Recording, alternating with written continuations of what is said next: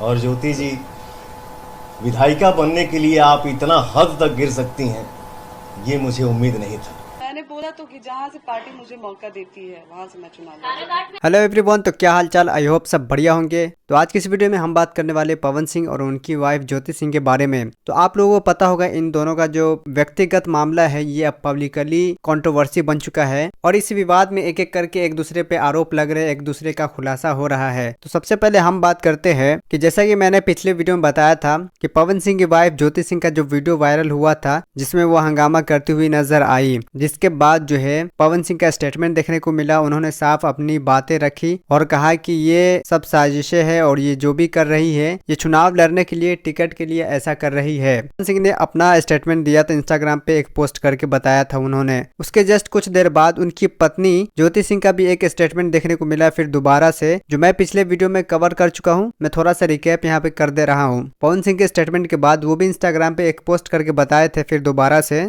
कि वो एक प्रेस कॉन्फ्रेंस रखे, वो दोनों मिलकर, और वो अपनी पक्ष रखे और मैं अपनी पक्ष रखूंगी और प्रूफ के साथ हम अपनी बातें साबित करेंगे और फिर जनता फैसला करेगी कौन सही कौन गलत है। एंड देन पवन सिंह का जो प्रेस कॉन्फ्रेंस देखने को मिला जहां वो ज्योति सिंह अपनी वाइफ के बारे में सारी बातें रखते हैं। वो अपनी तरफ से जो भी उनको कहना होता है वो कहते हैं, उन पर वो कई तरह के एलिगेशन लगाते हैं। वो कहते हैं ये जो हमदर्दी थी वो पहले क्यों नहीं दिखी, अभी ये सब मामला जो इलेक्शन का दिख रहा है इसको लेकर अभी ही ये हमदर्दी क्यों जगी, ये पवन सिंह का कहना है। उसी के साथ साथ पवन सिंह कहते हैं कि ज्योति जी आप विधायिका बनने के लिए इतना गिर सकती है ये मैंने कभी नहीं सोचा। इतनी घटिया गिरी हुई हरकत आपने की, ये जो तरह तरह के आरोप मुझ पे लगाए ये सब के सब झूठा है। ये सब के सब आपने सिर्फ चुनावी टिकट पाने के लिए ऐसा किया जो कि मेरे बस में नहीं। इस प्रेस कॉन्फ्रेंस के दौरान जो है वो इमोशनल भी हो जाते हैं और वो बताते हैं कि मेरी भी इच्छा होती है कि मेरे भी बच्चे हो। मैं भी जब 8-8 घंटा 10-10 घंटा कभी कभी 20-20 घंटा काम करके वापस आता हूँ तो मेरी भी इच्छा होती है कि मैं जब दरवाजा खोलूं तो मेरी बेटी या बेटा दरवाजा खोले, लेकिन मेरा स्टाफ, मेरी बूढ़ी माँ दरवाजा खोलती है।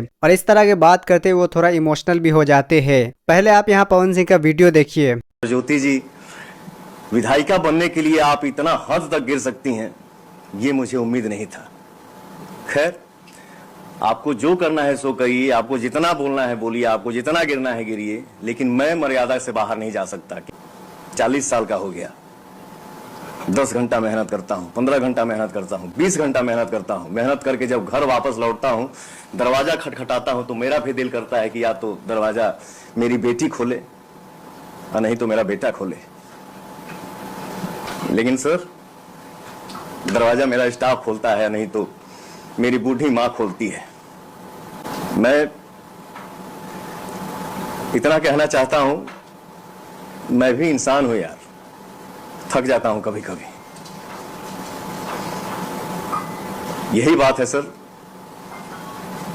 कि महिला के हर बात पे आंसू गिर जाता है और वो दुनिया को दिख भी जाता है। उसके बाद जो है पवन सिंह की वाइफ ज्योति सिंह का भी प्रेस कॉन्फ्रेंस देखने को मिला मीडिया के सामने। वो भी अपना बात रखती है और वो भी सारी चीजों पे बात करती है। वो कहती है कि ये सब मैंने उनसे टिकट दिलवाने या विधायिका बनने के लिए मैंने ऐसा कुछ नहीं किया। उनका कहना है कि पवन सिंह जो पिछली बार जो इलेक्शन, लोकसभा इलेक्शन में इतनी मेहनत की, इतना चुनाव के लिए प्रयास किया, लेकिन उनको टिकट नहीं मिली तो वो हमें टिकट कहाँ से दिलाएंगे, और इस वजह से मैं उनको टिकट के लिए या चुनाव के लिए मैं अपने बारे में नहीं बोली। और इसी के साथ साथ वो बच्चों वाले सवाल पर भी जवाब देती है। वो कहती है कि उन्होंने मुझे कई तरह से टॉर्चर किया, गर्भपात करवाया, मुझे वर्षन पिल्स खिलाई, टॉर्चर किया। मतलब ये सारी एलिगेशन पवन सिंह पे लगाते हैं कि उनके साथ जिस तरह से वो करते थे वो सारी चीजें वो बताई। एंड इसके बाद ज्योति सिंह जो है वो ये भी कहती है कि वो चुनाव भी लड़ेंगी। अब ये कौन सा पहलू है मुझे तो नहीं पता, लेकिन वो इंटरव्यू में ये भी कहती है कि वो काराकाट सीट से चुनाव लड़ेंगी,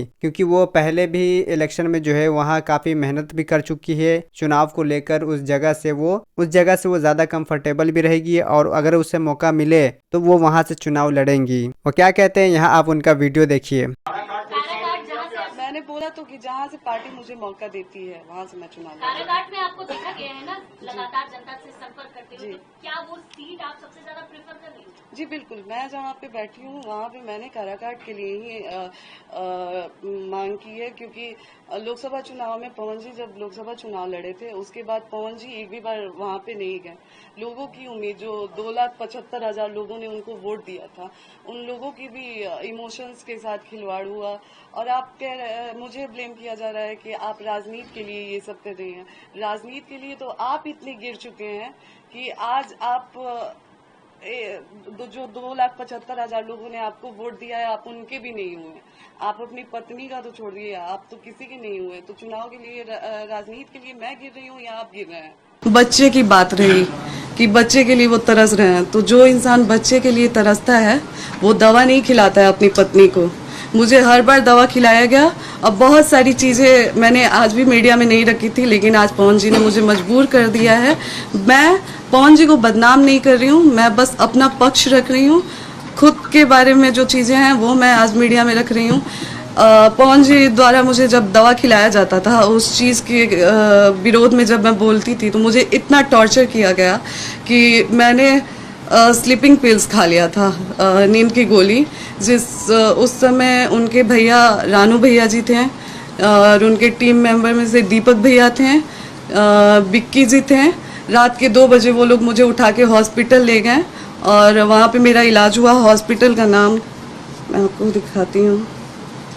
कौन सी दवा देते थे ज्योति जी, बता सकती है क्या? जी वो जो गर्भपात का दवा खिलाते थे मुझे। 15 साल में कार्यकर्ता के रूप में काम किए पार्टी में, फिर भी उनको पार्टी के द्वारा टिकट नहीं मिला, तो वो हमें टिकट क्या दिलाएंगे? पता नहीं क्या झूठ है क्या सच, किनकी बातों पर लोग जल्दी विश्वास कर लेते हैं। बट इस मामले को लेकर पवन सिंह जो है ट्रोल भी बहुत हुए और उनके फैंस जो है वो उनको बुरा भला भी कहे और अभी भी उनको ट्रोल किया जा रहा है और कुछ लोग ऐसे भी जो उनको सपोर्ट भी कर रहे हैं। इसी के साथ पवन सिंह की वाइफ ज्योति सिंह और पवन सिंह के भाई रानू सिंह, इन दोनों के बीच बात हुई। एक कॉल रिकॉर्डिंग भी वायरल हो रहा है जिसमें पवन सिंह की वाइफ जो है ज्योति सिंह, उनका बात करने का अंदाज तरीका थोड़ा अलग लग रहा था, जैसे कि वो धमकियां भरी बातें हो और इस तरह से वो एग्रेसिवली बात कर रही थी उनके भाई से। और ये कॉल रिकॉर्डिंग पवन सिंह के लखनऊ घर आने से पहले की है। भैया ये अम्मा क्या स्टेटमेंट दी है बताइए तो? क्या चीज? कि पैसे पूछे हैं लोग कि ज्योति क्यों नहीं आई, तो बोलेंगे कि पैसे, ज्योति को बस पैसा लेना था। पैसा लेके कितना पैसा दिए हैं लोग हमको? कब बोलोगे? कल रात में कहा? हाँ। कितना पैसा आप बताइए कि इलेक्शन में कितना पैसा हमको दिया गया था? गाड़ी की बात है तो गाड़ी हम मांगे थे, कहीं दिखा दे पवन सिंह की हम उनसे गाड़ी मांगे हैं? वही तो बात हमें। एक और चीज बताइए भैया, चलिए आप समझदार है ना, आप बताइए कि जब तक मैं पवन सिंह की वाइफ हूँ, क्या पूरा पवन सिंह का मेरा नहीं है? आज अगर घरों पे हम आगे रहना चाहे तो कोई हमको निकाल देगा? अब तू क्या करबो ना करबो हम क्या जानते हैं भाई, लेकिन जब कोर्ट में तलाक के केस चलता है तो कोर्ट में भैया सुनिए वकील हक लेके जावे के यार। अरे भैया आपसे बात अरे पागल, हम जो तू कहत है कानून में कोई ऐसा नियम ही नहीं है। बात हम कह रहे हैं भैया। नहीं कानून में कोई ऐसा नियम नहीं है। यही नियम है कि जब तक तलाक नहीं होता है तब तक आप जाके अपने नहीं, जब कोर्ट में जब तलाक के केस चल रहा है भैया हम आ जाए, आप लोग रोक लेंगे हमको? आइए, हम आ जाए, रोक लेंगे हमको? हाँ आइए ठीक है, आप रोक लेंगे ना हमको? अरे धारा ना यार, फालतू मत बोलो। धारा ज्योति अपना काम है, मत हमारे से मत करो, ठीक है ना? फोन मत काटिए आप क्यों नहीं काटे हैं? क्यों काटे? जी ये पवन जी के बड़े भैया रानू जी से मेरी बात हुई थी। बाकी लोग इस पर भी सवाल खड़े कर रहे हैं कि किस तरह से अपनी चाल चल सके। तो आप लोग क्या सोचते हैं इस मामले में, आप लोग कमेंट में जरूर बताएं और क्या गलत क्या सही है ये भी आप लोग जरूर कमेंट करें। मिलते हैं आपसे अगली वीडियो में, तब तक के लिए goodbye. Thank you so much for watching this video.